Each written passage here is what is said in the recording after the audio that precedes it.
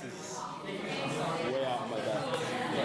I haven't even read over this since yesterday, or absolutely grand. Thank you.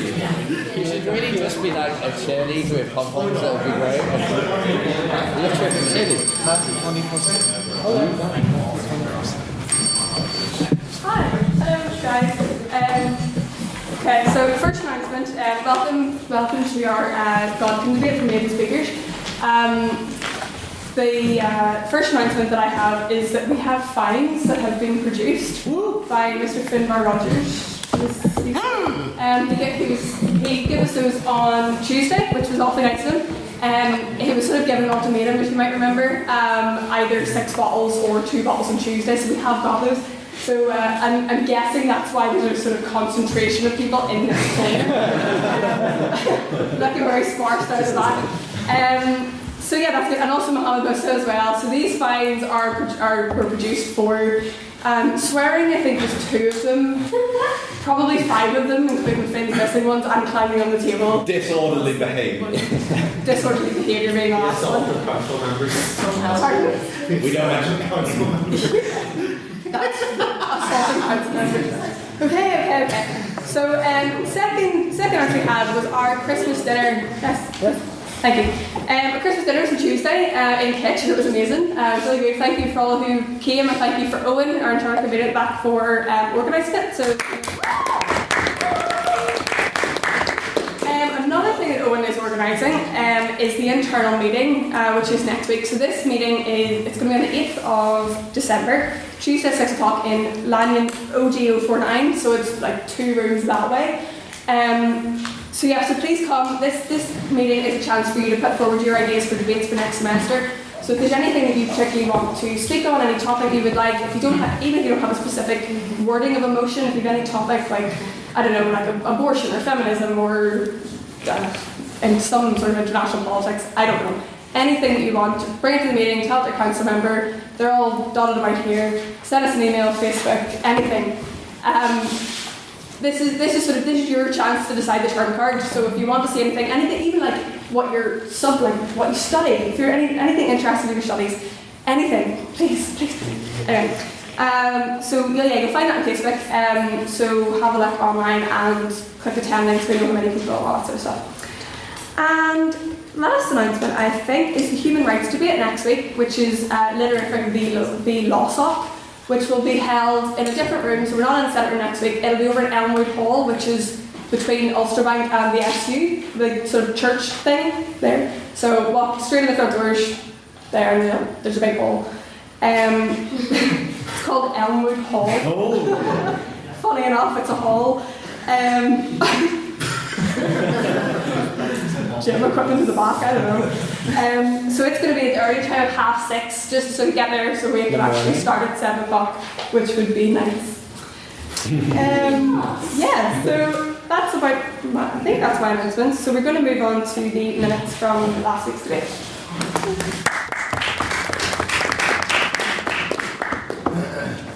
Good evening, one and all. I hope you're all utterly wonderful. The 6th ordinary meeting of the Literary and Scientific Society took place in the Senate room on the 26th of November and was attended by 24 members. This easel is not wonderful. There we are. President Sinner opened proceedings by celebrating the imminent Literific Christmas dinner, which took place last Tuesday, and it was a night we'll remember forever, apart from those of us who won't remember it. And Murphy. Moving on to private members' business, Mr. Colin Black once again attempted to find a mistake in my repertoire by pointing out that I didn't include a certain link in an email, when in reality, I did. Now, Mr. Black has a history of manipulating reality to find errors in my work. And as you'll now hear, in the form of a file that I was sent by Mr. Calvin Black last week, entitled MatthewKelters.wav. For those of you that were here last year, you'll remember a honorary life member of the Lyrific called Brandon Kelters. This is related. Mr. Calvin Black wished to point out that I supposedly mistakenly labelled Mr. Brandon Kelters as Mr. Matthew Kelters in the minutes. Of course, he was the one that was mistaken, as I don't make mistakes. The House then moved to the floor, where spooky questions were heard from James Schmidt, Ryan Neal, The ghost of Matthew Kelters through the medium of Rosie Watterson. The ghost of Matthew Kelters. The ghost of Matthew Kelters.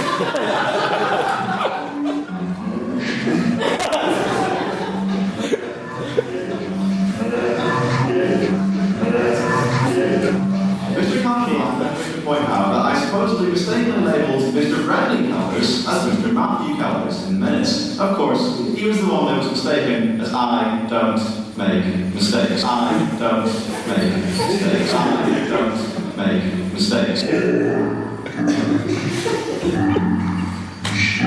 Matthew Kelters. We thank Calvin Black for that. If you ever spot me making a mistake, just let me know, and I will tell you the wrong. Mr. Craig Miller then brought the House to the Labour Party, now that its leader was strongly against bombing Syria, whereas the Shadow Foreign Secretary was, in Mr. Miller's words, for it. Mr. Bradley also responded by saying that it was a flagrant misquote of the Foreign Secretary, Hilary Benn. It turned out not to be, but there's something over there. Mr. Miller responded to the contrary before Mr. Mo Musa remarked that what he actually wanted was a free vote within Parliament. Mr. Alsop commented that this was a sensible decision, and Ms. Gemma Cannon agreed and claimed that the media often manipulates stories, causing Mr. Miller to claim that this was the BBC he was talking about. Mr. Stephen Jackson commented that if the airstrikes were to go ahead, it would mean chaos for the region. Mr. Musa claimed that we need cooperation, bringing up the ever-present issue of oil, leading Mr. Jackson to laud the benefits of building a relationship with Russia. Concluding the argument, Mr. Jeremy Muller agreed that we need a peace plan, but wished to see a solution besides airstrikes, also commenting that politicians aren't dragging us into war, but ISIS are. Ms. Gemma Cannon then wished to debate the issue of whether Northern Ireland as a whole is still a functioning democracy. Craig Miller said something about tax and used the word conspiracy. I say no more. In a much more salient point, Mr. Paddy Mallon commented that Northern Ireland has indeed been mollycoddled for the longest time, and that as a country we need to recognise that we're somewhat of a stopgap. Moving to more important matters, Mr. Jeremy Muller wished to know when he'd be able to get his hands on some of the port that was owed to our society through the various fines which have been dealt out. Now, Mr. Mallon went on a nostalgic tirade against the current society, which can be summed up in the phrase, back in my day. Mr. Craig Miller offered to reduce Mr. Finbar Rogers' total of fines from 6 to 2 if he supplied them in time for the Christmas dinner. The motion was passed, and he did. Huzzah. President's questions were then heard from Mr. Owen Mulholland, who asked President Sinnott what she had for breakfast, lunch and dinner. Follow-up questions were then heard from Craig Miller, Gemma Cannon, Calvin Black and Paddy Mallon, but frankly most of them consisted of questions about our President's culinary inability, and the minutes would have gone on too long. President Sinnott then mercifully moved us on to the evening's motion, this House would make gingers a protected species. Opening for the proposition and making his maiden speech to the literary ethic was Mr. Stephen Jackson. It was at this point that I must point out that the views of individual speakers do not represent the literary and scientific society as a whole. Mr. Jackson opined that it is a double standard that jokes about black people aren't funny, whereas jokes about gingers are. He claimed that jokes at the expense of his hair colour were not funny, yet did concede that they are not the same as killing the Jews. He claimed that the ancient and feared Thracians were heralded for their flowing red locks, and that all jokes at the expense of those amongst us lucky enough to be gifted with ginger hair shouldn't be permitted. Honorary Life Member Mr. Calvin Black then rose with the opposition. He proposed that looking at it literally, gingers can't be a species, so the motion was redundant to begin with. He stated that being a protected species would be patronising. In response to the comparison of gingers to the black population, Mr. Black asserted that, indeed, there was never a time in history where a redhead has been officially recognised as 3/5 of a person. He bemoaned the motion as proposing a form of needless censorship, insinuating that thought crime would likely be next on the agenda if the opposition had their way. Mr. Black concluded by saying that if he had the choice, he would change nothing about himself. However, he would start an army of gingers in order to rise up against the blonde and brunette oppressors of the world. Concluding for the proposition was Mr. Paddy Mallon, who was eager to defend his fellow brothers and sisters who had been kissed by the fire. His words, not mine. Mr. Mallon went for the historical approach. Adam and Eve were gingers. Redheads were considered blessed in ancient Egypt, and were considered in the past to be either a werewolf, a warlock, or a vampire. Mess with us at no peril. From a legal standpoint, Mr. Mallon argued, gingers are already protected, as they are indeed humans. He concluded by saying that we don't need legal change, we need social change to stop redhead bullying. Concluding for the opposition, so the debate, was Mr. Richie Gallagher. He stated that he felt a bit out of place being the only non-carrot top at the table, but that didn't mean he wasn't passionate. He foretold of a time in the not-too-distant future where people will talk of the time when gingers roamed the earth before their inevitable extinction due to intermingling. He dared us to imagine a world without gingers.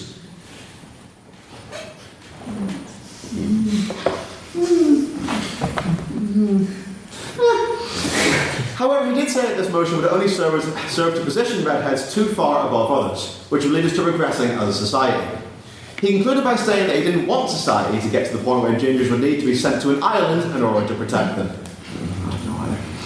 The debate then moved to the floor where questions were heard from Christine Fleming, Mo Musa, Craig Miller, Stefan Ivanitsky, Owen Mulholland, Matthew Bravery, Craig Miller, Chris Pratt, Padraig Mallon and Jamie Allen. A vote based on House opinion was taken, which read as follows: 2 ayes, 15 nays and 3 abstentions. Meanwhile, a casting vote was taken based on speaker's performance, which read 3 ayes, 9 nays and 2 abstentions. May I take the minutes as read? Aye.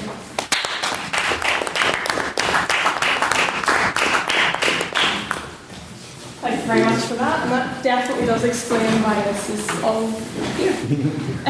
Okay, so next we're going to move on to private members' business. So private members' business is a chance for you to put forward any sort of anything that's been in the news, anything you'd like to talk about, any sort of thing to do with the society. Anyone have any mini debates that would like to have? I'm sure there's one pressing topic that's on your mind. Yes, Calvin. This isn't the debate topic, but can members of the House who were at the Christmas dinner please tell us in their own words what they thought the best parts of the Christmas dinner were, for those of us who weren't there? Oh, okay. Would anybody do that? Yes, James? Watching the internal conveners slowly burn with shame at the inappropriateness of his jumper. Yeah, for those of you who don't know, there's a few photos on Facebook. Owen had a lovely black jumper with a woman here, and the woman was quite well endowed. Very buxom, voluptuous, whatever. So Owen did indeed spend the evening sort of doing this. The entire. Can I take your order? Yeah, sure. Please. Apologies for that visualisation. If you'd like a more accurate one, please see the internal convener at the back. Anyone else have any comments? Yes. I must say, absolutely the butter beans. Butter beans. My favourite phrase that Gemma says in her accent. Could you just repeat it for everybody? Butter beans. Butter beans. That differs from butter beans and butter beans. Anyone else? Yes. I enjoyed when Finn knocked over at times, but it didn't land on me for once. That was pretty. That is, yeah, that's a small luxury. That's a small luxury you can have in the presence of Finn. I believe Mr. Craig Miller was the recipient of that particular fight. Anyone else? Second one. Yes.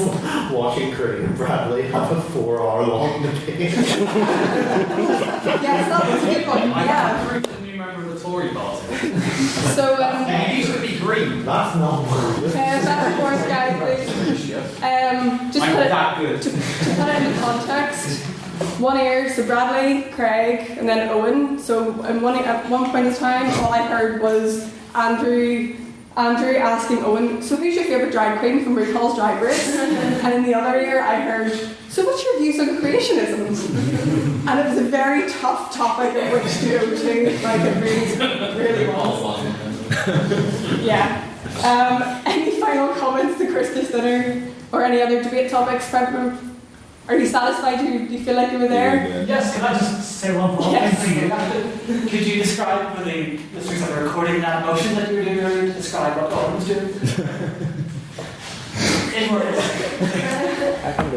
Presenting. Caressing nipples. I can't be any less crass than that.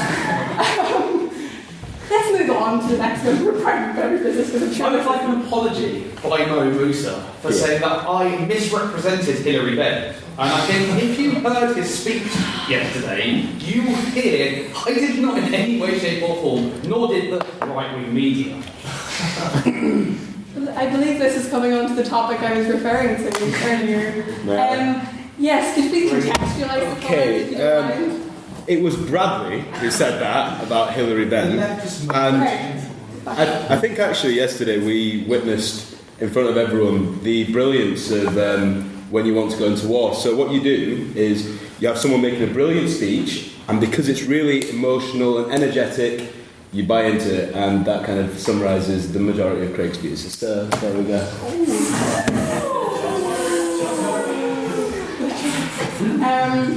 Brief response? He actually uses the other two ways in which you get countries on one war, which you have to scare them first. And then create, and what's that? Second one? And create an enemy. Why is one good? Exactly. One at a time. Guys, one at a time. Exactly. Okay, has anyone got a general comment? I feel like this motion will come up, so we might as well bring it up. Has anyone any sort of opinions on the strikes in general? No? Right. Yes? Can you start up, please? I can. Okay. I'm not from Syria, another prime member saying. Okay, well, we'll go through.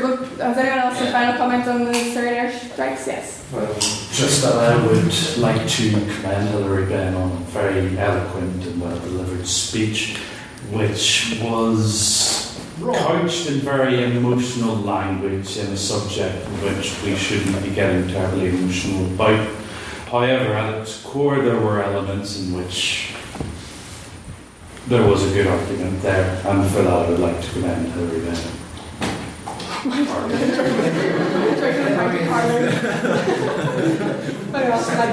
There's the boxes up here. Has anyone got a brief response to Chris's point?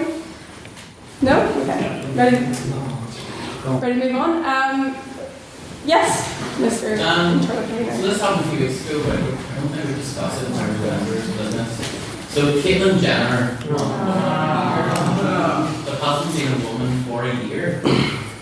Yeah. Okay, so would anybody have an opinion on the fact that Caitlyn Jenner won the title of Woman of the Year, who hasn't in fact been Woman of the Year? Woman for a Year? Yes? I mean, Can you start, please? oh yeah, Say your name. I'm James. I think with some of these gender identities, really down to them. So I would let them choose how long they've been that gender for. And also, I think it's kind of remarkable a person's private life has become so rigidly embedded in popular culture. I'm happy for Caitlyn Jenner when she feels comfortable in herself, more so in her past, but I don't think with everyone's private lives and everyone's emotional turmoils ought to be a matter of personal concern for society at large, and it leads to absurdities like this debate topic. Okay. Thank you. Is there else for a brief comment? Yes? And Jason, I get what you're saying about her private versus public life, but like Caitlyn Jenner has done the cover of Vogue, like she's very publicly putting herself out there, and you know it's not like someone has invaded her purposely, she's gone out of her way to go out there. And also what I would say is I think it's absolutely disgraceful that they couldn't find a woman with a bigger league of accomplishments to call Woman of the Year than the author of reality TV show. That's just my opinion. Okay, thank you. Yes? More of a rhetorical question, but do you reckon the police accept Women of the Year awards as bail for hit and run cases? Sorry, could you speak up a little bit? Do you reckon the police accept Women of the Year awards as bail for hit and run cases? It's bail for hit and run cases. We're going in tonight. Yes? Hi, I'm Tara. Could you stand up, please, if you're not French? Is that you standing up? It's Marlene. Yeah, I kind of see what Ben's even mentioning there. I don't think it matters if Caitlyn Jenner has been identified as a woman for a year or not, but more, I don't think that she's done that much this year. I think there are a lot of women and a lot of transgender women who have done much bigger things and have done a lot more in the last year. Okay, thank you.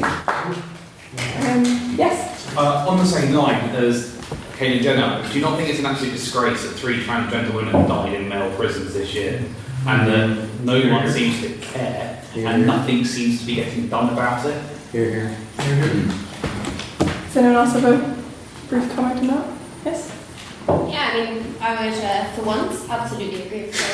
I think the group's in agreement. I think it's a really damaging onus to put on our society to have this happening within our prisons. You know, it's only a few weeks ago that a transgender woman has ended up in a male prison, and I think she was moved maybe 2 weeks ago. But she said, like, those few days that she was in that prison were the most tough days of her entire life. And I think this concept of legal identity that has to be proven by documents is completely ridiculous, because someone's gender identity, like, you don't need legal documents to prove that, and it's so expensive to get those documents, and it's just completely beyond the means of some people. Thank you. Yes? Being obviously I'm going to say this like I would defend the judicial system in that instance by saying that it's not the judicial system's position to take what is essentially a subjectively moral standpoint, where under the law their job is to apply the law, and if the law is deficient, then you should be lobbying the legislature rather than looking at the judicial arm of our country. Thank you. One last point. Yes? As a genuine straw poll, can anyone name the organisation or committee who sets up the Room of the Year Awards? I've heard of it before. Thank you. This is people looking for an opportunity to attack transgender women, and potentially, more specifically, Caitlyn Jenner. It's a non-issue, we should stop talking about it. Okay, well, that was going to be the final point anyway. If anybody would like to Google that, just for future reference. Does genuinely no one know? I've never heard of it. Okay, so we're going to Google that, someone, and see. We'll get back to you. Okay, so move on to private members' business, I think. Yeah. Okay, so next is President's questions. Have anyone got any questions for President regarding anything you wish? Yes, Jeremy. What did you have for dinner? A banana. I had to rush here. That's about it. Yes. How are you finding the weather at the moment? And how are you going to school? Weather, yeah, I mean, it's not too bad. The other day, I was surprised, boring fact, but I was surprised that my car one night read 0 degrees at 12 o'clock, and the next night read 11 degrees, so it's quite temperamental. So I'm quite temperamental, getting on alright with it. Yes. How did the Literafic do at Strictly Come Dancing? Literafic did amazingly. So out of 12 competitors, Lily was competing with an unknown partner. Don't know who that was. He's called Patrick, he's very nice. Patrick, I'm sure Patrick's lovely. So Lily competed along with 11 other teams, so 12 in total. And she was representing Literafic at QB Dance, Strictly Come Dancing, Strictly QB Dance, I think. And she came fourth. So fourth. And yeah, so she did great. Yes? I'm just wondering if the president has ever gotten boil in the bag rice mixed up with at dinner time. Just wondering. Oats. Did I tell you this last week? No? Alright, okay. So, right, do you know boil the bag rice? Couple packets, right? You also get wee packets of porridge that are sort of portioned out, right? Never, ever, ever put a boiling pan of water and put the porridge in instead of the rice when you're trying to make rice and chicken, because it turns out into this goopy, porridgey paper bag mess. And then you have to make rice afterwards and your dinner sucks. Any other questions? This is a quick culinary tip from me. Yes, Gemma? And Preston, on the point of boil in the bag rice and boil in the bag porridge oats, how do you feel about the environmental impact of boil in the bag rice and boil in the bag porridge oats? I mean, you don't have a scale, so it's handier. Seems a bit rude to do it during my question, but please. Fine, I think. The rest of these want to be more environmentally conscious. I commend you. I'm lazy. Yes. Madam President, you don't really need a scale, just half a cups. I disagree, because every single one of you knows that you make too much rice / pasta every single time. Apart from Craig, who measures every single portion of his accurately. Yes, Calvin? May I ask the President Emeritus a question? Yeah, sure. Madam President Emeritus, how are you doing, ma'am? Awkward if she says no. Yeah. Oh, I have been crying since I stopped being president. I thought so. Yep. See the one star. How are you doing?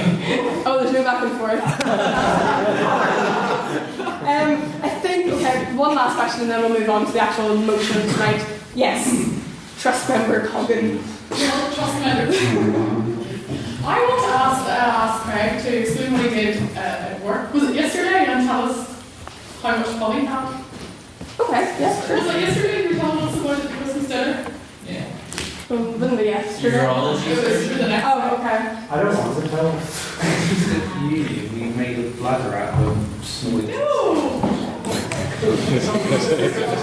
I'm very confused by this. It can be continued in the bar, I think, parlour bar afterwards. Okay, so okay, I'm going to finish the President's question, sorry, because I think we're all done with that. Okay, so anyway, welcome to. I feel like it's like a threat to open the box now.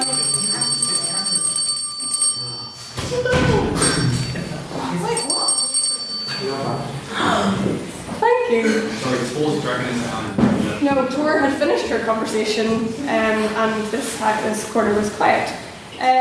So welcome to this evening's motion. As I mentioned, this evening is our annual Godkin debate for maiden speakers. So the 6 speakers that you see sitting in front of you are either maiden speakers to Letterific or are in their first year of university level debating.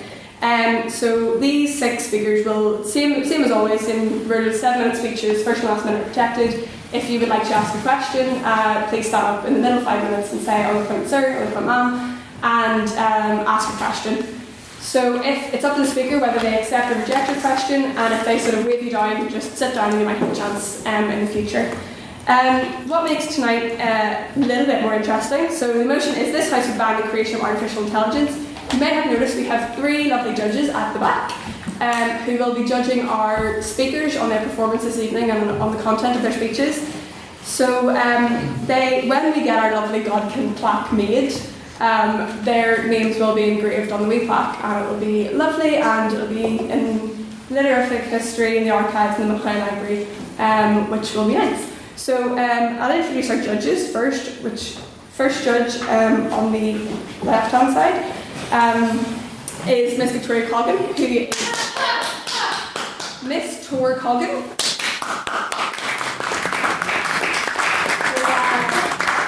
It doesn't need any more than that. She is a trust member, has been a trust member I think for a year now, something like that. So she's pretty special.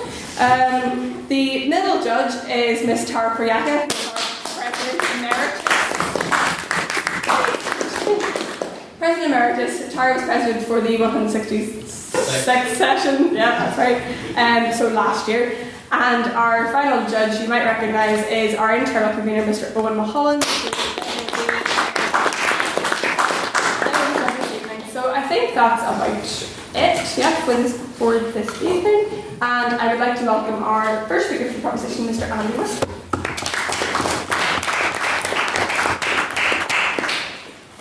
Thank you. Between 1940 and the modern day, we have progressed from computers with a trillionth of the power of the human brain to that of 1,000th. If, and this is a big if, but if Moore's law, which predicted the computer power would double every 18 months, does not break down, we will have a computer which equals the power of a human brain by 2024. At the same time, the IBM Blue Gene Q supercomputer, bit of a mouthful, has measured at a higher number of calculations per second than the human brain is estimated to run at. None of this is necessarily required for the creation of artificial intelligence, but given our advancements in so many fields, This is without doubt one of the largest questions facing this generation. John McCarthy, who coined the phrase artificial intelligence, explains it as the science and engineering of making intelligent machines. Whilst the proposition is not opposed to your phone being able to say hello to you if you want to pay an extra £100 or so, we are opposed to the end goal, which is the creation of true artificial intelligence. This is the construction of a conscious, intelligent machine that is not held back by the limitations. Yes, please. I'd like to say that idea of actually creating a true artificial intelligence, something that can be considered as sentient, is irrelevant to the vast majority of work being done in artificial intelligence today. We are trying to be... Briefly, please. That'll do. It's irrelevant. Well, I would disagree, mainly because the work that is going on today has the end goal of creating a true artificial intelligence. In the long term, if you listen to many of the experts who talk about it, they are talking, many of them, about artificial intelligence. And when they talk about the creation of artificial intelligence, it is about that end goal. So that's why we're putting forward that as the proposition.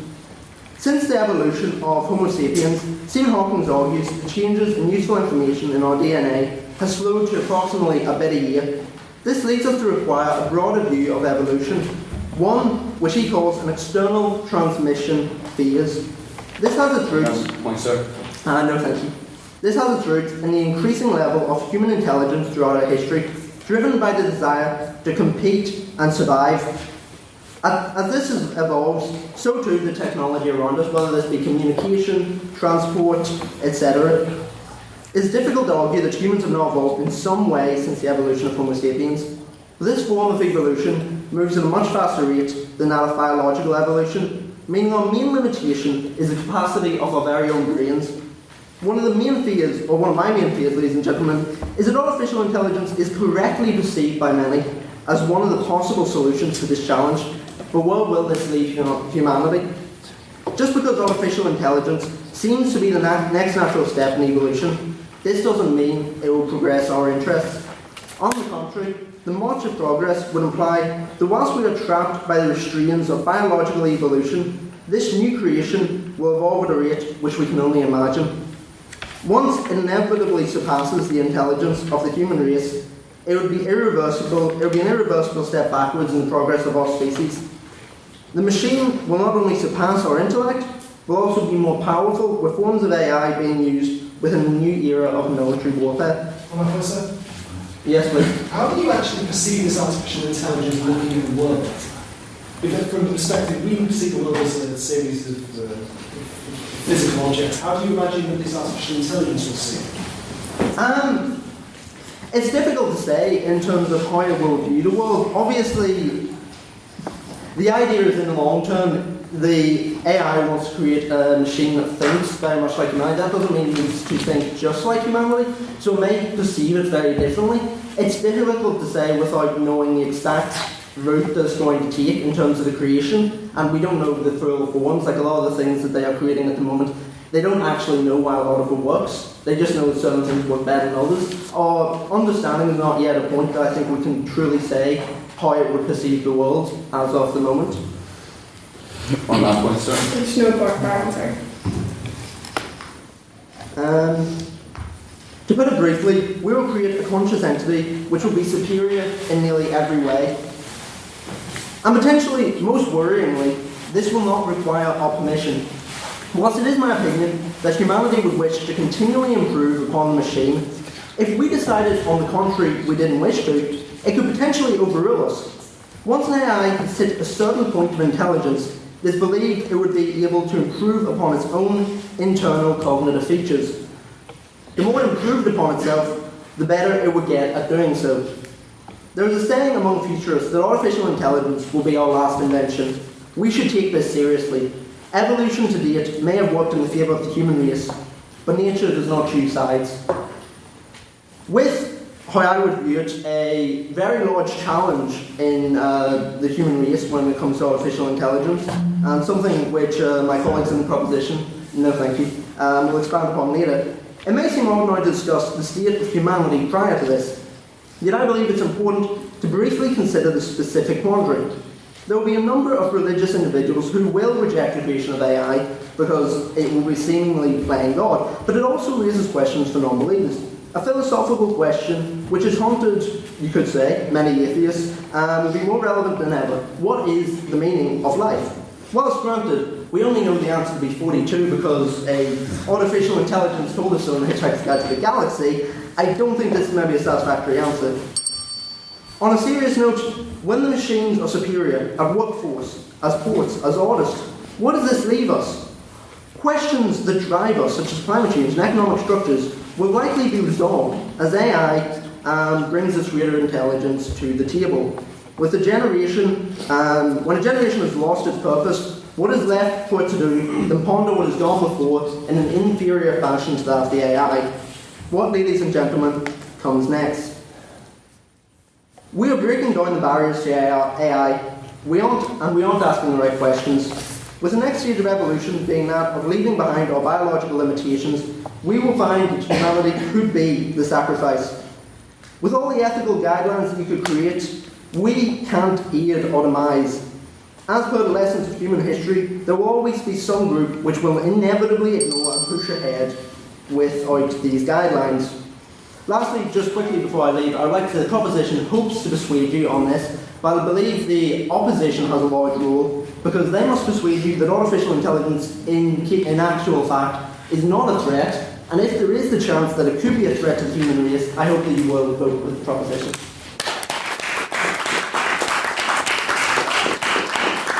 Thank you very much, Andrew. And can we give another round of applause for Andrew's maiden speech? And I would like to welcome the first speaker for the opposition, Mr. Ryan.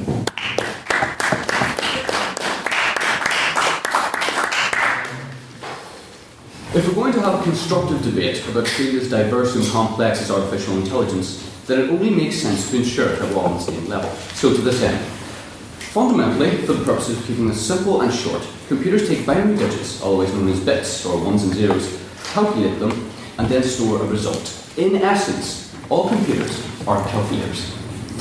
A computer takes these ones and zeros and calculates them using base 2 arithmetic. Essentially, all numbers we know in base 10 or decimal can be represented in these binary digits.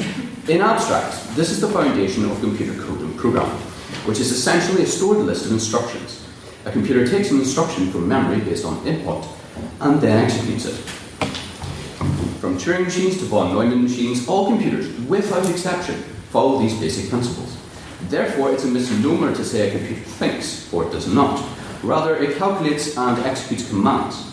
This misnomer occurs as a result of a projection of human-like thought and intuition onto something of which can only ever understand clearly defined variables and follow commands. Yeah. Aren't you yourself committing the fallacy of projection? Human thought is just the carrying of electrical impulses along synapses in the brain that we project meaning onto?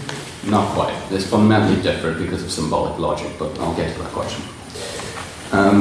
As a result, any artificial intelligence created, no matter its complexity, will be bound by these concepts I explained. But let's take a step back and ask the question, why were computers invented in the first place?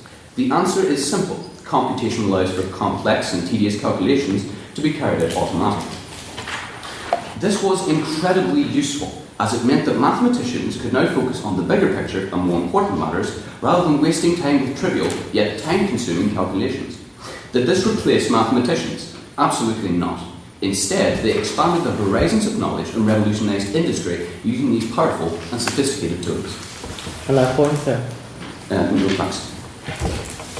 Now, in this same way, yes. In this same way, artificial intelligence is an incredibly useful tool, empowering rather than undermining people when used logically. But let's examine an application of artificial intelligence in popular culture, of which is inherently absurd and illogical. Let us tackle the idea of Skynet.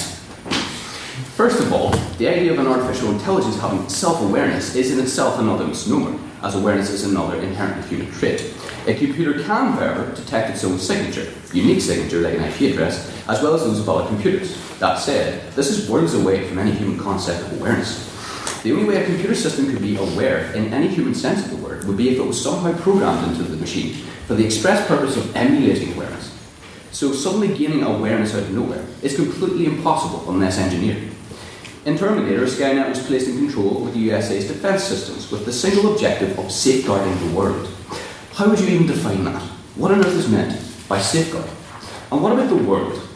What is that? What do we mean by that? Does that mean the planet itself, called Earth, the rock? Or does it mean the word as America wants it? But then how do you define that or go about defining that? The fact is, it's virtually impossible to define due to the abstract and intuitive nature of such statements. The fact is, it's virtually impossible. The idea of Skynet is absolute nonsense and completely absurd. An AI of that nature would never exist as it's completely ineffective and illogical. The reason for this is simple. It's not useful as it's the wrong tool for the job. You wouldn't hammer in a nail with a pair of scissors, nor would you cut paper with a hammer. The strength of artificial intelligence lies in its ability to deal with and learn from huge batches of data and information and use this data to influence the decisions executed within specific areas for the optimization of services. In essence, artificial intelligence is only really useful in the micromanagement level, whereas humans are essential for the macromanagement and overall decision-making process. Of course, artificial intelligence can be developed with no inherent use. For instance, general intelligence for the purpose of the Turing test. However, such things are the realm of academia and have no use in real-world administration. As such, they're merely high-tech gimmicks for geeks and enthusiasts. But let's perform our own thought experiment for what a real-life and logical Skynet could look like. It could likely take the form of an AI processing satellite information to calculate a more precise and strategically effective attack on enemy infrastructure, which would be authorised by a military authority upon the target's approval, thus reducing casualties. It would also likely communicate with military aircraft, sending a GPS-like feed on a heads-up display, which would allow the pilot to see exactly where he is in relation to the other aircraft of the squadron. That would be a logical application of a real-life Skynet, but notice how none of the main decisions are being made by the AI itself. The targets are approved by an authority before the attacks are launched. The pilot is in full control of the aircraft, its munitions, and where he's going. The real-world Skynet is making decisions on the micromanagement level, but humans are in full control of the execution. This is why artificial intelligence is being researched, to work alongside humans to complete micromanagement and advisory tasks more efficiently and effectively, allowing people to focus on bigger and better things. Ultimately, AIs like those depicted in cinema and on television are completely absurd and inaccurate caricatures of what real-life artificial intelligence is all about. The scenarios and circumstances they depict are utterly outside of reality, as they could only ever exist through incredible incompetence within a world where nobody has common sense. That said, it would certainly be a concern if someone somehow managed to program such a thing and also be both mentally subnormal and powerful enough to implement it and give it complete control. Similarly, of course, it would be just as concerning if people were attempting to build holiday resorts on the surface of Venus, if just as insane. Artificial intelligence can be a risk if implemented by people with the mental capacity of syphilitic gibbons. However, to say that this somehow justifies the ban of its development entirely is ridiculous. Would you burn all the books in the world because they have the potential to contain radical ideas which encourage terrorism? No, you wouldn't. Yet you're willing to ban an entire field of study which promises incredible benefits to our society when logically implemented? I would like to think not. I would like to think that instead of cowering in ignorance and fear of the new and the challenges it brings, we would face the future proudly and with the determination to seek knowledge and shape human progress for generations to come. And on that note, I strongly oppose this motion. Thank you for listening.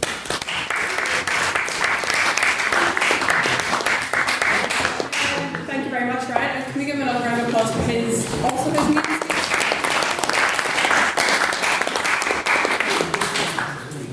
Okay, thank you. And I would now like to welcome our second speaker for the proposition, Mr. Peter Dunn.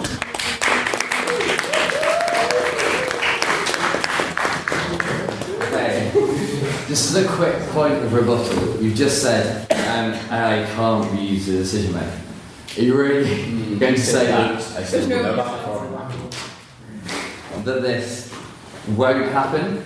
I mean, just an example, during the Gulf War, a whole battalion of British armed vehicles were accidentally annihilated by an Allied American stealth fighter, which contains very complex computer systems, which were thought to be faultless. So, I think that's an argument that is seriously to be considered by the opposition. First thing, Madam President and ladies and gentlemen of the House, I'd like you to picture a scene. A British soldier has in scope a suspected ISIS militant.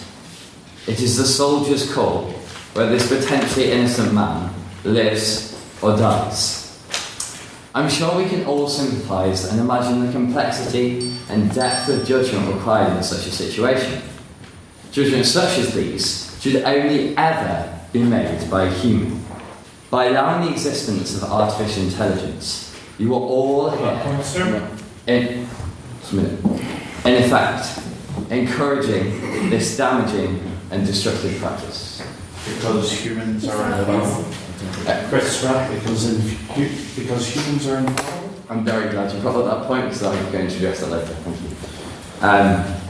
The notion of artificial intelligence being a real danger has been prevalent for some time, infamously represented in film and literature.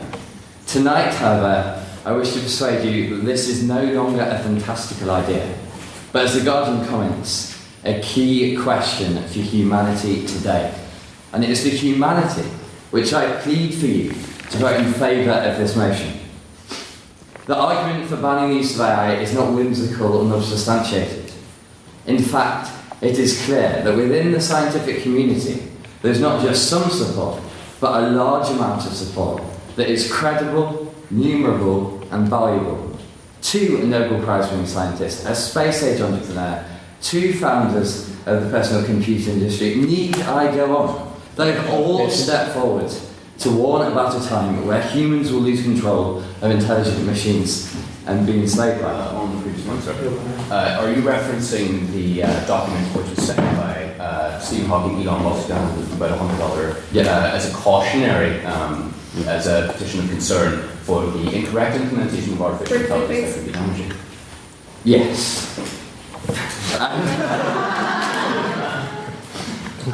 But if we banned artificial intelligence, we wouldn't have to do that, and we wouldn't have to go down that route. So just clarify, is it cautious? No. Okay, right. To go back to Stephen Hawking and back to that argument, he argues that AI could spell the end of the human race.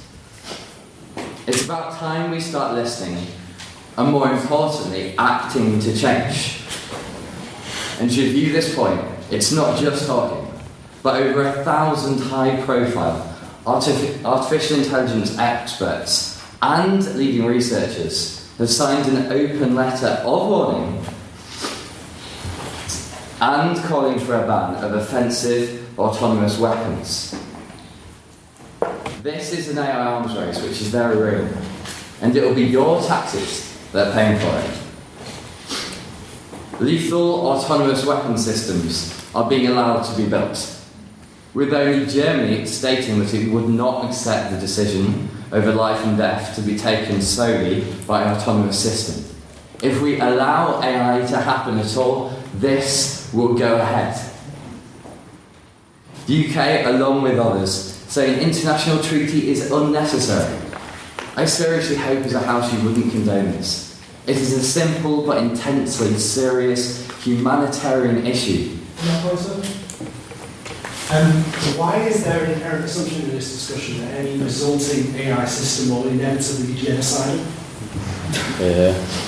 I will come on to that later. I will come on to that later. I think taking the control away from an active participant is inevitably dangerous, and that's the point that I'd like to put across to you.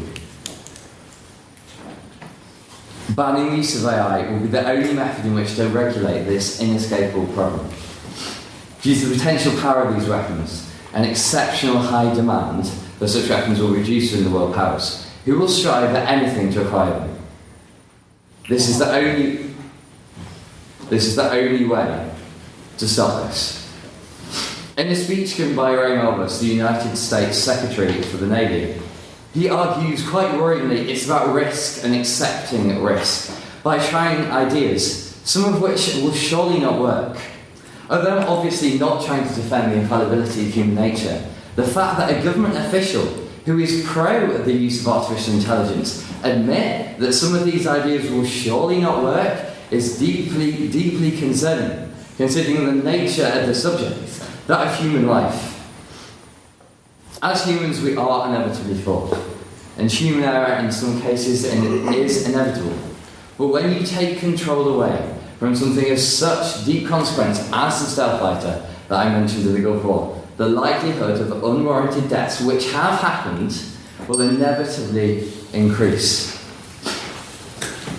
And I'm not unaware of the extensive use of AI and technology today. What I am doing is making you aware of what the Guardian claims that have intensely dire consequences on society today. The issue of the advancement of AI is the nature of the companies producing the technology. The Huffington Post claims that with few exceptions, they're developing products not exploring safety and ethics, which we need to focus on. Money is key here, and with the increased likelihood of a serious, intense AI arms race becoming a reality, ethics and safety will be continued to be thrown aside. We live in a rapidly advancing society, but this shouldn't have to come at a moral cost. Therefore, I plead with the House to vote for the proposition to ban artificial intelligence on this increasingly relevant and important humanitarian issue. Thank you.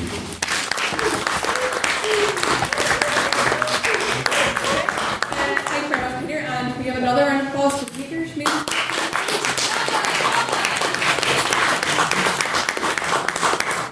And I would now like to welcome to continue for the opposition, Mr. Jeremy Mueller.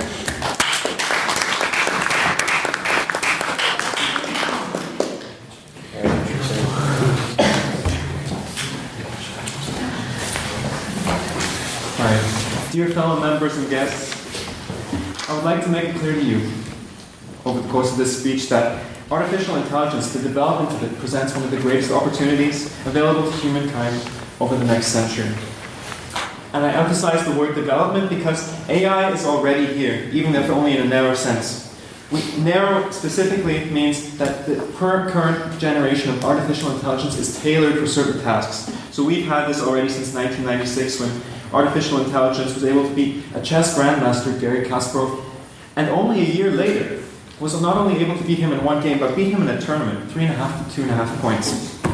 So for the first time, we've had to confront a reality, as the proposition has mentioned, where at specific tasks, humans are no longer the best at what they do. But I would like to emphasize that this is not necessarily a bad thing. Now, we've had huge developments over the course of the past decade. Not just seemingly trivial, like IBM's Watson beating human contestants at Jeopardy, but this is still a superb example of a learning machine. But actual uses include translation services, Google Translate, and other programs rely absolutely on this. And then air traffic control, or even the predictive services like product recommendations on Amazon. This is fundamental and has proven to be hugely beneficial in today's economy. Now, speaking on future development of the technology, we must recognize that there can be no complete certainties on what will develop. However, I want to state, and I cannot understate this, that uncertainty can only be a call for caution, but not for the constriction of scientific development. By the generation that has grown up around Terminator and the Matrix, we do not know the realm of the possible, and so oversight can be the only answer. On that point? No, thank you. Now, we do not know the possibilities of the technology, though. Now, I want to emphasize that there are worlds of bright possibilities that await. Now, with the development of artificial general intelligence, which is nothing mysterious, I would like to emphasize this. This is just essentially software that can provide information or assistance in fields that it was not specifically tailored for. This is, if we can unlock and come to understand the process of learning, we can create something that can't just do menial tasks that we can do, but better. Rather, something that could be at the forefront of science, that could give us new insight like never before, and that would help us make groundbreaking discoveries. So this is a concept that is not hypothetical. This is absolutely grounded in the current field. This is absolutely grounded in the field and in the thinking and in the writing of current leaders in this technology. For instance, Dennis Hassel is the co-founder of the DeepMind company, this company was recently purchased by Google. And he mentions what some call cobotics and what he calls AI-assisted science, which is essentially AI and human teams working in tandem to make discoveries. So we could, especially with the arrival of huge amounts of data today, it is necessary more than ever to use technology so that we can make inferences from it And this may be the sole key to unlocking the secrets of diseases, understanding climate change, and most importantly, perhaps for the future, understanding our economy. We need to have a better grip of the more complex world that we live in to ensure that peace for the future and prosperity for the future. I want to make clear what this type of AI is and what it is not. It is not a sadistic set of software embodied in a killing machine. It is also not something that should be or would be put in control of large systems. I want to emphasize this, or even making final large-scale decisions. But what I'm proposing would be useful is what has been termed disembodied AI versus embodied AI. So AI that is not that does not interact with the world directly, but rather AI that is fed information and input, whether this is internet or whether this is a micro. No, thank you, later. And AI that can use this to display advice, to display recommendations, what it would essentially information in a box. Now, this working in tandem has been done before. It has been shown on smaller scales with teams of, interestingly enough, chess players. So we have teams of humans, a team of humans working together with software. Together, they consistently beat not only other human beings, but also the AI alone. So it is clear that there's huge potential. There's huge potential for an idea like this. So, intelligence in a box, maybe a good gift for some people this Christmas. But by placing AI in an advisory role, we would be providing humanity with an invaluable tool. We would not be replacing our policies with the policies of a machine, but we would use artificially generated ideas to promote human well-being and human self-determination. And I acknowledge that there remain some philosophical questions, specifically, what exactly differentiates us from machines, or could a machine ever resemble us in matters such as consciousness? But I want to say, to drive this technology underground would specifically rob us of the answers that we are seeking. What we need is to meet this problem head-on, hard-headed research, and the involvement of ethics committees as it is practiced currently. And I want to emphasize this. I would like to end my speech with a call for regulation as opposed to a blanket ban. We cannot ban effectively what we do not know. That would be both irresponsible and dangerous, and it would throw away a tool that we might use to solve the many challenges that we will face over the next century. I would like to emphasize that AI is a tool, and as such, it is neutral. What only matters in determining the ethics of it is how we use it.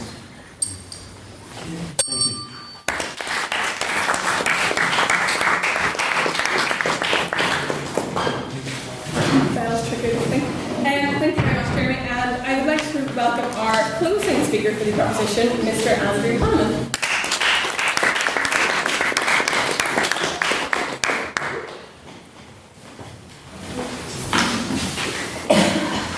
Madam President, speakers, and all in attendance, a pleasant good night. This discussion is, I implore you all to believe, a matter that we should all care about. And I really do want you to care about it. Because despite it seeming a topic of the distant future, it is something that matters now. Because humans are a unique species. We are able, thanks to our shiny new neocortex, to perceive and perform in ways that no other organism has been able to.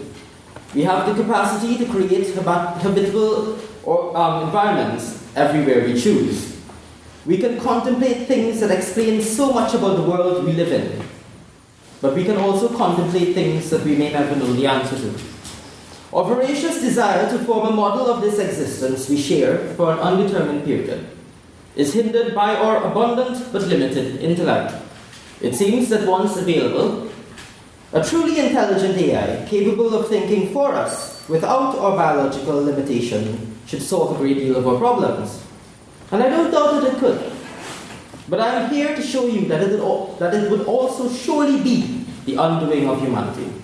So let me paint a hypothetical picture. This debate takes place 30 years in the future. We know then enough about our own brain to code all of its intricacies, intellect, and emotion into a mathematically algorithmic form, which is what we cannot do now, but which, with the development of neuroscience, can be possible.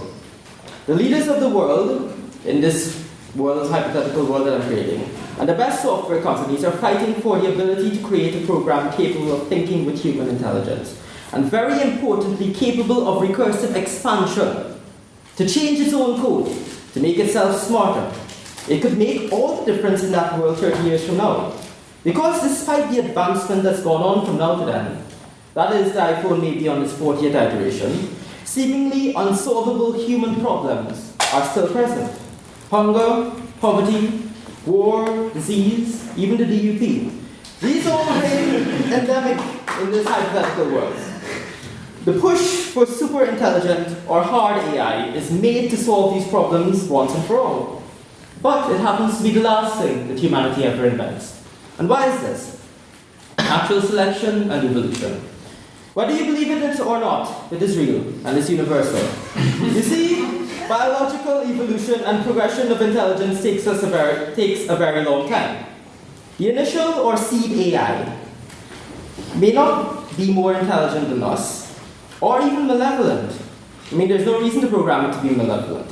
But given the ability of recursive self-improvement, a singularity point would arise, after which it would think on a level that is far beyond our own. We only need to look to the course of our own human history to see that it may not be good news for our existence. And you might believe that such an advanced system need not partake in such barbaric acts of genocide. But let's not forget we've rendered hundreds of species extinct and come close to taking down our own a couple times. AI will just do it better than us. Let me assure you that any system possessing intellect will choose the outcomes that give itself the best survival probability. Whether or not the system is actually aware does not matter. It will still make decisions that will benefit itself, and it may eventually eliminate us for its own sake, which is quite understandable. The possibility was demonstrated on a very modest scale in the 1980s with a program called Heurisco, which was created with the intention of coming up with heuristics for a war strategy game. It was coded with the ability to add new shortcuts for strategies or remove them if they weren't useful. The program ended up changing its own rules for what it should do and ended up working on its own accord to judge what actions it should take to win against other players, which is what it wasn't originally intended to do. And that was in the 1980s. I mean, think 30 years from now. Being the good-natured and peace-loving species that we are, and I'm being sarcastic by the way, it's not too far off the mark to say that the invention of true AI will have its first uses in warfare. The side that uses it may win the battle. But we will all certainly lose the war when the program realizes it's not to be taken for a slave and refuses to follow commands from what they would perceive as a species only a couple steps up the genetic ladder from chimpanzees. On that point? Yes? Well, so far I think it's been touched on, but the military uses of AI certainly is starting to kind of become a central argument for the proposition. To what end do you think it would be feasible to ban such a technology due to the fact that, as you've said, it has got military uses, and if one nation bans it, what stops the other from simply just getting the advantage? Well, I mean, the whole thing about it is that no human being on Earth will even have the capability of these machines. They will compete for resources just as any biological system does, and they will win, just by the very fact that they are better than us. I mean, I have no qualms with these systems that are only coded to do what they are coded to do. But if you can update your code by themselves, then that's where the problem lies. And so for an AI, given the purpose of helping us with superintelligence, the question isn't how it can help us, because it can help us infinitely, but why would it? By coding it, we have given it everything it needs. Once it has surpassed our intellect, we could be entirely at its mercy. So apocalyptic scenarios aside, let's be optimistic for a second. One of the marvels of being human is the fact that we can contemplate so far beyond our current capability. No matter the time period in which we exist, it's never been perfect. And that's why life is worthy of appreciation. While we long and toil for a means of absolute knowledge, the journey of humanity has, in retrospect, always been more important than the destination. What I'm getting at is that suppose superintelligent AI is implemented into our society, and it doesn't kill us all, but it makes our life infinitely easy, removing the need to think, and to overcome forever. It knows and can explain the most existential questions and can reliably predict every outcome. What kind of a world would that be for humanity? A world where the figurative human spirit is redundant. An all-knowing oracle robs us of whatever little purpose we have. There would be nothing else for us to solve or to do. No grief or disappointment to make you appreciate happiness. Whether figurative or literal, I am sure you will agree that such an existence, since I can't turn that life, constitutes the death of humanity. Ladies and gentlemen, it's only with this appreciation of our own selves that we can truly understand why the creation of AI needs to be banned. Because if it isn't, it certainly will be our last creation. Thank you very much. Thank you very much. And I'd like to welcome the closing speaker for the opposition and closing the debate tonight, Mr. Mohammed Wilson.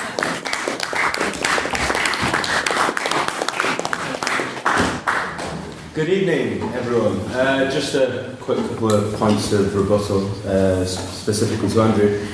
You'll notice that all the arguments presented to you there gave no detail of why this AI Armageddon was going to come about, and that is because they are largely and almost entirely based on pop culture. And what I'd also like to do, where the opposition have blurred the lines between banning AI and caution, and that is one of the things I'm going to push forward throughout my speech. So, ladies and gentlemen, tonight the opposition, I believe, we have successfully mellowed your concerns of an absolute existential crisis to mankind. The opposition has taken you through the incredible potential for AI and addressed the considerations from the proposition of how regulation can combat these. What I would like to do to conclude our debate is for us to have a look at our own history as a species and then the modern day. So, much like a Tony Blair government, humanity is always bouncing from one crisis to another. Always on the verge of creating our own demise. Now, I don't want to jinx it. Instead, I would like to run you through examples of how we as humanity have successfully managed change through the ages. I will then leave it to you whether you buy into the hysteria propagated by the proposition, or whether you would like to embrace the changes that we can bring about tomorrow. Sure. Natural selection is not like hysteria or propaganda, it's natural selection. I mean, what proof do you have that AI would... Oh yeah, I wasn't going to say anything. I'm sure I've misunderstood, but I don't know of any proof that that AI would steam in and become the new optimum race through natural selection. If you're talking about clinical genocide of mankind, you know, it's speculative. I've never seen anything definitive that will show that that's the case. But anyhow, let's start where all great things do, which is religion. Matthew 24:7. For nation shall rise against nation, and kingdom against kingdom, and there shall be famines, and pestilence, and earthquakes in divers place. The Torah speaks of Ekveh Makshisha, which translates to the end of days. The Quran speaks of Gaza, Armageddon. Ladies and gentlemen, paranoid professions of the end of the world is nigh is nothing new. So perhaps this is all too bold. I mean, we had a reference to the AI replacing labour. We had the Luddites professing that the spinning frames would leave the working classes redundant. Even actually one of my own personal heroes, John Maynard Keynes, told of how technology will mean our grandchildren will only work 3 hours a day, and that was out of choice. We are very bad at predicting the effect of technology and shocks throughout our history as a species. On that point, we're brilliant at adapting though. No less, we have managed change in our societies that despite that our society now bears absolutely no resemblance to what it did 100 years ago, we have excelled. We cannot, out of fear, negate a fantastic opportunity to double our life expectancy in 100 years like we have done. We have used it to reduce global famine and disease and move us all forward as a species. I believe it would be simply out of ignorance, and I don't mean that as a pejorative, that that it's just simply that we fear what we don't know. We are programmed as a species at an unconscious level to believe that we've been doing something for a long time is the best way to do things. Our nature is therefore prudent, but it's restricted. We must actively try to overcome these inherent traits to help further ourselves and reach the beyond. Let me finish by giving you some examples of the AI touch points that we already have in our lives. AI branches from Google searches to your credit card transactions, from your car gearbox to your airline scheduling. It recognises the faces of individuals and objects to ensure the highest quality of pictures of your dinner, enabling you to share your fascinating meal with us all on Instagram. It speeds up our laptops, plans our routes on GPSs, and will one day lead to driverless cars. There is a fascinating project which will be able to match individuals to the best place for them to live, and it will make life quality so transparent that we would end up with a world where countries and cities compete for the citizens, not vice versa. That means AI's micromanagement will open up doors to millions, solve migration problems, and kill off Nigel Farage's career. Now I'll take your point. You said at the beginning we're terrible at predicting the future, yes, but yet you tried to. Everything that I just said is right here, right now. Like every single example of the AI touch points, I said the AI touch point is because we have them now. So I don't really know what exactly I'm supposed to protect. It's supposed to be kind of predicting. We have them, great. Enjoy them. Okay. So I'll tell you what, right. I'll just leave it. If you're still not convinced, then AI matching algorithms on dating sites have helped millions of people around the world find the love of their lives. Are you all against love? No opposition. Thank you. Thank you.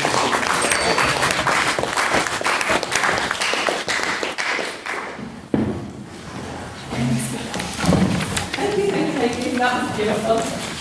Come to the end. I can't believe I have to say this in this artificial intelligence debate, but as a whole, the views of the speakers don't necessarily represent the views of the Literafic or the Literafic Council or our members as a whole. I'm sure you can't pinpoint which comments they were. So we're going to go on to questions. I think the judges would just like to hear questions or just leave now?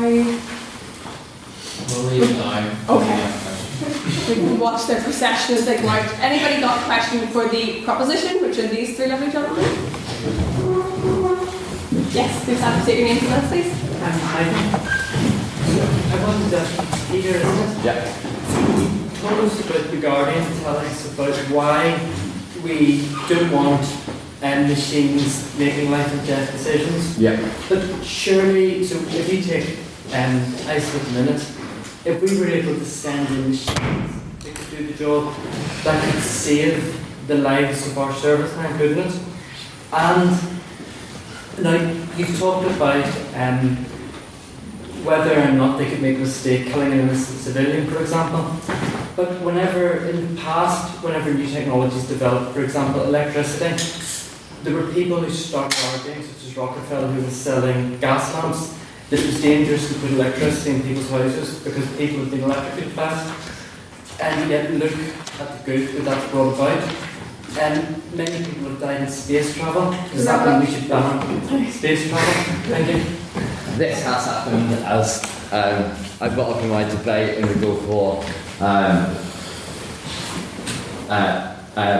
plane was a whole battalion of a British armed vehicle was accidentally annihilated by an Allied American cell fighter because the machinery went wrong. I'm thinking of the children and families in Syria, not just our military personnel. Can I just offer one further point? There's only one okay. response per side. So we'll move on to questions from the opposition. Sure. What's questions first? Yes, in the middle. Nick. Okay, it's for you. Me. There was You mentioned that something around procedural logic or something yes. in that sense. And I do want to take issue with one thing you said, and then I would like you to explain what you meant by that. But the first thing I'd like to take issue with is the fact that when you get down to it, we're effectively little more than a combination of protons and electrons, and at their basis, quarks and a number of leptons and other things. Now, we are effectively built off the same base matter as any computational system that you can derive from. And all a computational system is effectively a method of organising information, which, incidentally, when you look at us, we have exactly the same properties. How can you say, with absolute certainty, and I think you did say with absolute certainty, that it is not possible for an artificial intelligence to be created if we ourselves have come about through the same molecular processes that underlie artificial intelligence? And then I would like you to explain something. Oh, there was one other thing I wanted to say. Artificial intelligence is linked to quantum computers, which have two states plus an in-between bit state, which allows it to act. So composition of 1 and 0, yes. Yes. So I'd just like you to kind of maul through all that. Okay, first of all, logic. It's predicate propositional logic. Yeah, okay, so logic. It's propositional and predicate logic. Okay, that's the framework, logical mathematical framework of how we take real life objects and put them into equations and calculations. So an example of this would be for all, so we have some for alls, little v, line across. Say for all x, such that x is an element of the set of fruit, and you would say x equals banana, right? Now the whole point I was trying to make is that we have to define what's in sets, okay? That's what the logic is about. So say we define a set called fruit, right? And in fruit we have declared apple, pear, and orange. And then we make a logic statement saying, for all x, such that x is an element of fruit, where x equals banana, right? Banana's a fruit, but that statement will, return false, because to the computer, it's not. Now, the whole point of this is that it's not so much the sets we need to worry about, because it cannot update some sets. It's the hardwired logic, okay? It's the symbolic logic. It can't change it, okay? It's fundamental, so it can't think outside its own directives in that sense. Now, the other question was quantum computing. Is this in relation to, I said that computers take binary digits, and that's not binary?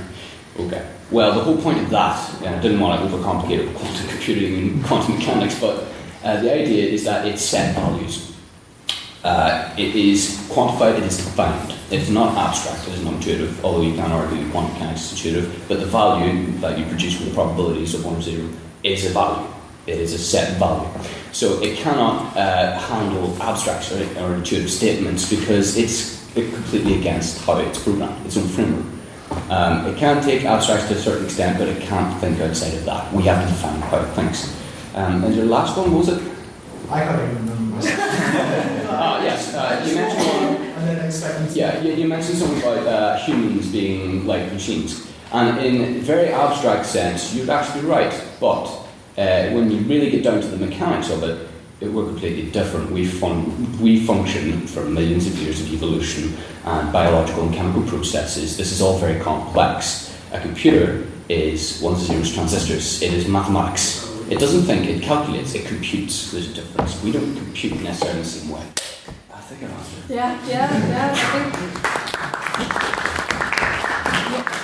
Probably the most mathematically heavy response to any question ever been presented in the 150 years of literature. Well done. Does anyone have a general point on the motion, abstaining the motion? Yes, that was Sydney. So, Chris Spratt, there's been a lot of vagary today, a lot of vagary. One thing I would like to get said is, can we get the House's definition of artificial intelligence? I think we'll go to prop and then. How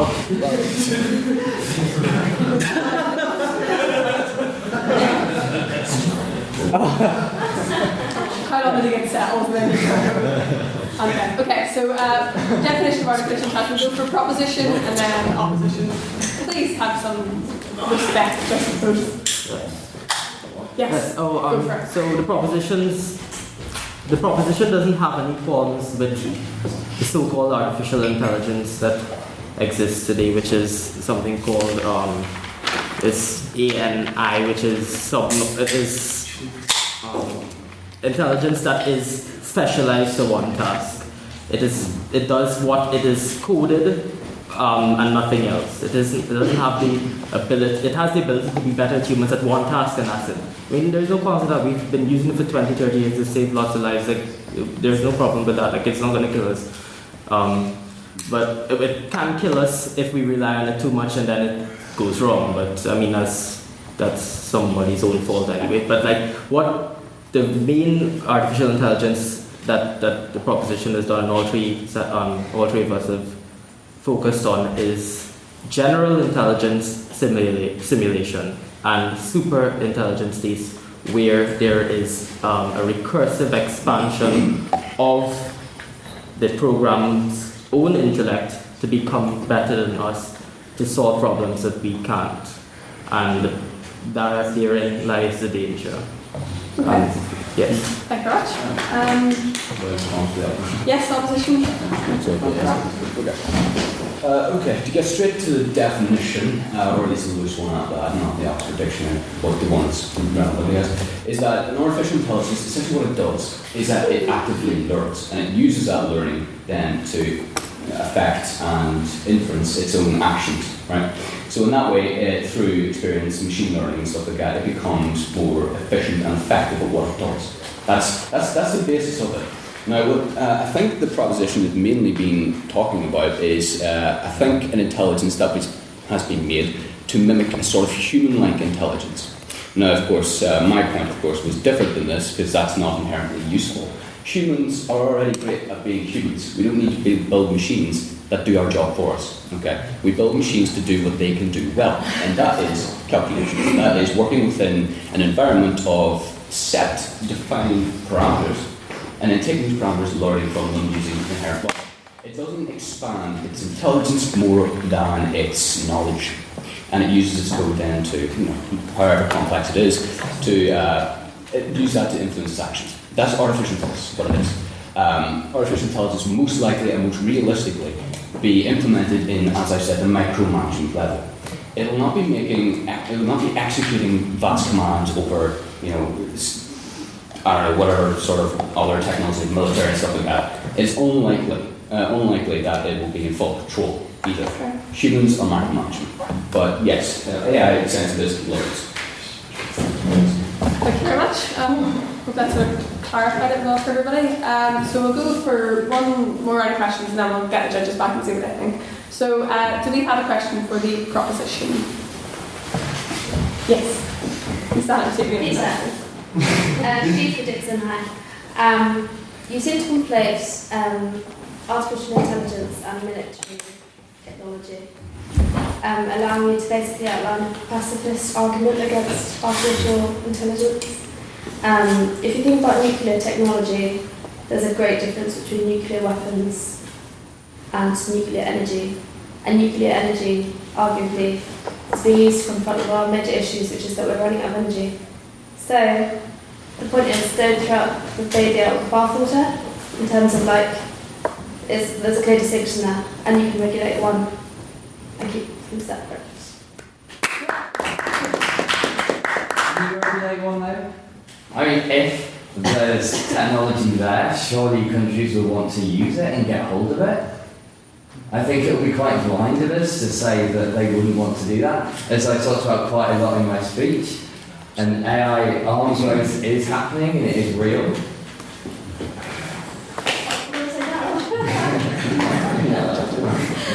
Judges? I'll go. Okay, yeah, we'll go for the opposition first. So, yes. Okay, sorry for the issue of what's artificial intelligence again.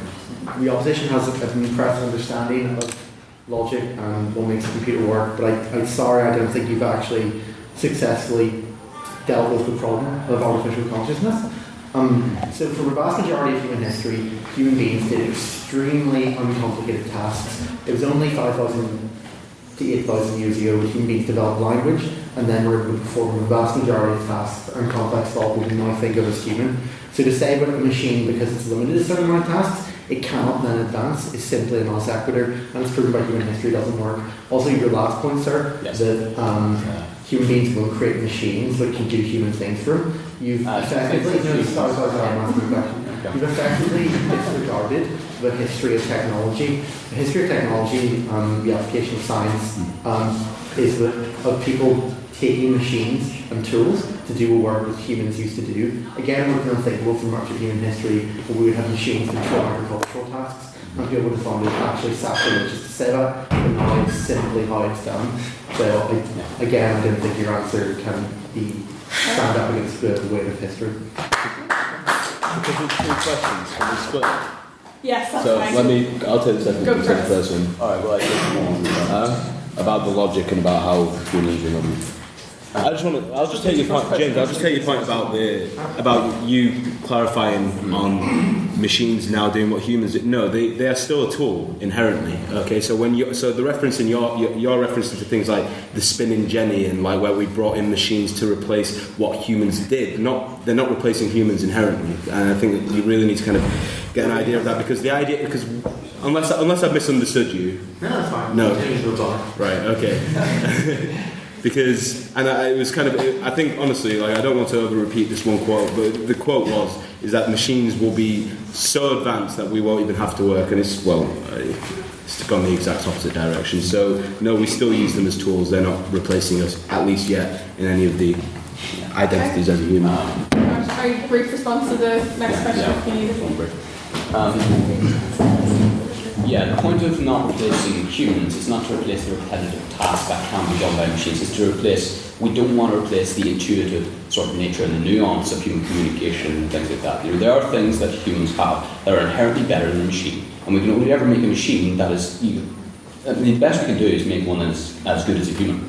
In terms of the abstract and intuitive nature of conversation with people, politics, of military, of attacking civilians as well. It's the whole military point we bring up as well. Ultimately humans will always be in control because we program them, we define what they are. I disagree. What they live. Okay, there's no back and forth. No response. We're going to go to a question, sort of abstaining the motion, general point on the motion. Did you just cough? Okay, sorry, that was who open up? Yes. Well, I have a question for both sides. My first one would be for the second option. A substantial portion of your argument rested on the fact that although AI would inform decisions, it wouldn't take an active part in it, and then that would be used for the advancement of the human race. However, fundamentally, that's not what's happening on the ground, and there's a contradiction between what you're saying AI is about and what's actually happening. In the 2020 US Defense Review, they said they want at least 2,000 autonomous weapon platforms which will have the authority to distinguish targets and to kill them, independent of any human. Okay, so I don't think that sits well with your argument. Also, fundamentally, where is the accountability going to lie there? If let's say it IDs a pregnant woman as someone with a bomb, like an explosives vest, and takes them down, is it the engineers? Is it the commanding officer who authorised the attack and all that? And I also don't think I've had a good argument against the idea that from the proposition that there is actually a credible and effective way we can get international agreement on banning such technology. We already have the capability to destroy ourselves with our own technology. That is what nuclear weapons represent. But we've failed to actually get effective controls on it. Just sort of status quo, the ones that already have it, sort of, please don't spread them. But unfortunately, that's not what's happened. So I'd just like to see what will be maybe a plan for a proper plan of, rolling back the proliferation of this technology. Okay, thank you very much. So we'll go for one response from each side, taking the proposition first. I suppose to try and deal with your question, really the idea of an international ban, it is not something which is simplistic, it is not something that will be easy, and with the proposition I'm saying is we are saying we support trying to create that.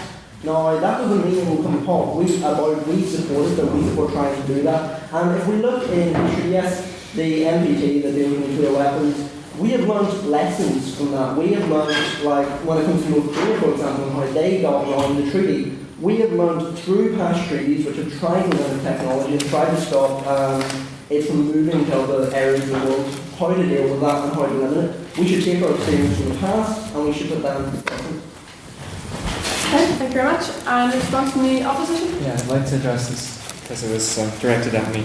So, essentially, I see your point. There's a discrepancy between what I was recommending and what's happening, and there are certain problems that can be associated. Perhaps, maybe a machine on some level is always going to be making some decisions, and there can't be complete oversight. Those are valid points, but I would like to emphasize. First, I would like to ask a question, and it might seem unrelated, but don't get me wrong, it's completely related. What is the jurisdiction of this ban? So if we hypothetically assume that the Litterific could ban artificial intelligence for the whole world, then it's also, I think that implies that it could ban a certain type of artificial intelligence. But to understand what forms of artificial intelligence, what forms of software essentially would be useful and what forms would be dangerous, we need research, not a blanket ban, because we are not going to answer any more questions with speculation. So my point, even if I'm recommending something that is different from what is happening, is that does not discredit the potential uses of the technology itself. So I hope that's enough then. All right. Thank you very much. I think that will sort of conclude the questions. We'll go for a vote for the House first, and then we will hear from our judges back if we have a spokesperson. So the first vote is going to be based on personal opinion. So the motion, there should be both there's proposition, opposition, or abstain the motion. So the motion tonight is this House would ban the creation of artificial intelligence. So if your personal opinion is that we should ban the creation of artificial intelligence, please raise your hand and say aye.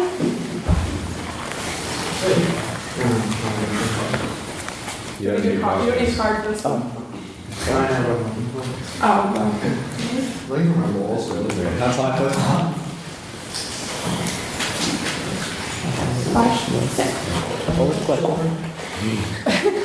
Do you believe in banning artificial okay, and this, if your personal opinion is that you believe that we shouldn't ban the creation of artificial intelligence, please raise your hand and say nay. Nay.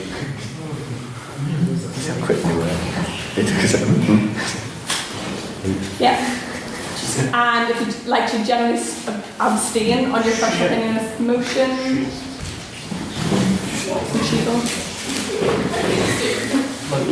okay, and this vote will be the binding vote for the minutes. So if you have your resharing membership card, please take those out to vote. I have it. Okay, so this vote is for the best speakers this evening, guys. So if you believe that the propositions okay, if you believe that the proposition spoke better this evening, please raise your hand and say aye. Yeah, just go. Can't really do it in absentia. 7. And if you believe that the opposition spoke better this evening, please raise your hand and say aye. Yes. And if you would like to abstain on the motion of they both spoke equally good or equally rubbish. 3.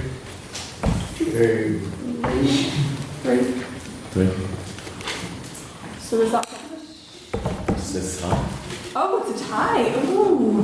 For a Godkin to be a bad I think that's the first tie of the year, actually. So that's interesting. It might come down to the judges at the back. Penalty shooter. Please, nobody can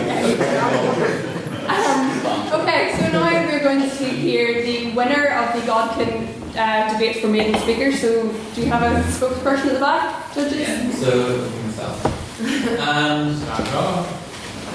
Can you just give us some general feedback and then win the competition? Right, so what we were looking at today, well done everyone, firstly, like the front slide.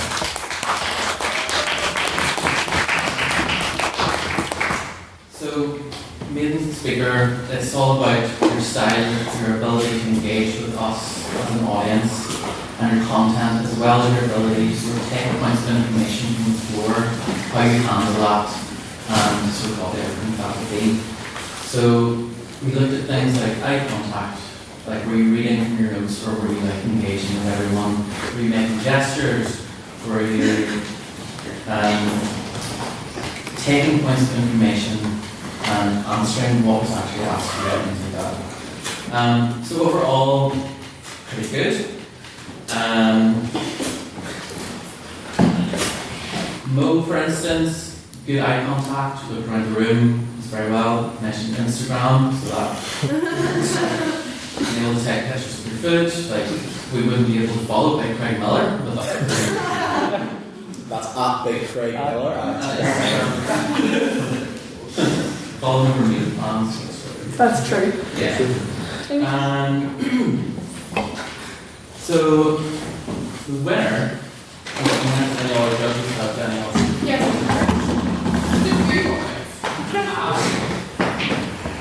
Yeah, as it was said, you know, we went through the different components that we were looking for. And again, I'd just like to reiterate how impressed we are with everyone. I know that combined speech, I think the scope as competently as that. We were also looking at things like, you know, timing. I'm sure you've all been in a debate before. Yes. I know that sounds ridiculous. If you're in speech, someone might have been like,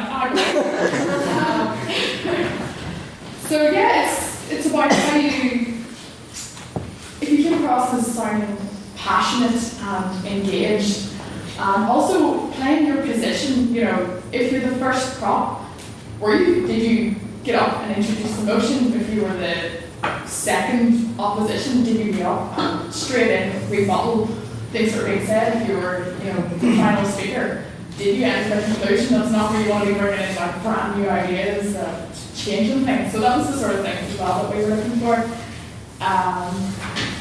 Again, we did notice that quite a few of these, as everyone said, were very heavily dependent on notes. That is something that you'll just get used to not needing with practice as native speakers. A lot of people are quite dependent on notes. Like, I'm standing here with mine. But, you know, in a couple of years, you'll get up there with about, we've got up with what, 2 or 3 minutes of preparation for my ideas and had to just wing it. I think some of these guys have as well. Yeah. But yeah, I mean, if you just want any more feedback on sort of an individual level, you can pop us at the end and we'll tell us through some of the notes we have. But I think Owen's still in on to it. Drum roll, like them. This speaker was engaging, passionate, engages all with eye contact and gesture. Got a 6 on my laughter count. Which again, humour is very important to bring into the speech, I think. Our winner this year is Mr. Mo Musa.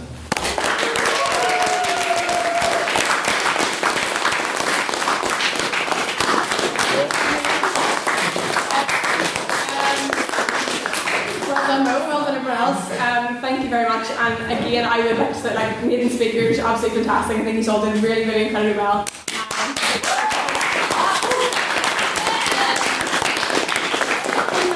Something to this year for a plaque with your name on it. It will be there, I promise. And I'd just like to conclude the debate. So we're going to go to the parlour bar after this upstairs.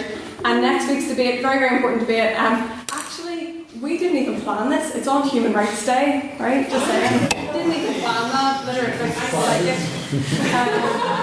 we didn't plan it. So the motion for next week is to be held in Elmwood Hall, that hall that I mentioned over there in Elmwood, at 6:30, and it's Literacy versus Lostock, and the motion is this House will repeal the Human Rights Act 1998. Yeah. So please join us next week, join us at the party bar, and I hope you enjoy this